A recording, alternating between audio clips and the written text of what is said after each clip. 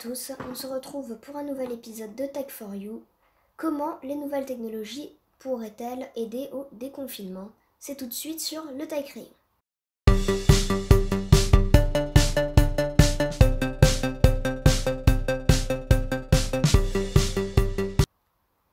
Les nouvelles technologies permettront de faciliter le déconfinement. À entendre cette phrase, je sais déjà ce qui vous vient à l'esprit. Et non, on ne va pas parler de Stop Covid, du moins pas aujourd'hui, mais peut-être dans un prochain épisode. Mais si on ne parle pas de Stop Covid, de quoi allons-nous parler? Eh bien, il faut savoir que Stop Covid n'est pas la grande révolution du déconfinement. D'un autre côté, c'est déjà ce que faisait Google avec Google Maps, c'est-à-dire vous suivre à la trace. Et la première chose qui devrait faciliter le déconfinement, c'est quelque chose que l'on utilise tous, mais oui, c'est le smartphone. Il permet de payer ses courses sans contact à partir d'applications comme Samsung Pay, Google Pay ou Apple Pay. Mais ce n'est pas tout. Il permet de réserver un créneau de drive ou une table dans un restaurant.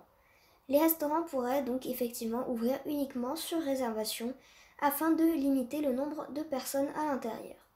Mais ce qui serait le plus intéressant serait de pousser ce concept plus loin, jusqu'au salon de coiffure, au fast-food et puis pourquoi pas au petit commerce. Effectivement, dit comme ça paraît complètement surréaliste de devoir réserver sa baguette de pain sur internet ou par téléphone, mais au moins ça permettrait d'appliquer à coup sûr les gestes barrières et notamment le 1 mètre entre chaque personne qui n'est pas encore respecté par tout le monde, notamment dans les files d'attente des supermarchés. On pourrait également compter en temps réel les personnes dans les files d'attente des magasins et les rendre accessibles sur internet, sur le site du magasin par exemple. Même si là encore cela demanderait beaucoup de moyens, à la fois humains, économiques et surtout beaucoup de temps, notamment pour le décompte des clients ainsi que pour la publication en temps réel, quelque chose qui ne verra donc probablement jamais le jour en France, mais qui est tout de même possible, c'est le principe du pourrait. Et puis il y a aussi la reconnaissance faciale, et oui, je vous le dis d'avance, ce que je vais dire est purement inimaginable en France, notamment lorsque l'on voit tous les débats actuels sur Stop Covid.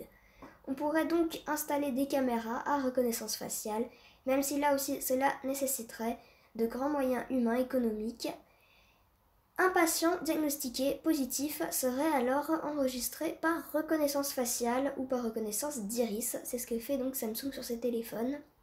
Et à travers des caméras dans les rues, restaurants et hôtels, on pourrait savoir si non pas la personne mais le virus est passé par là, mais là encore anonymat, secret médical et données personnelles font qu'il y a de grandes chances qu'on ne verra jamais ça arriver chez nous, du moins pas dans les prochaines années.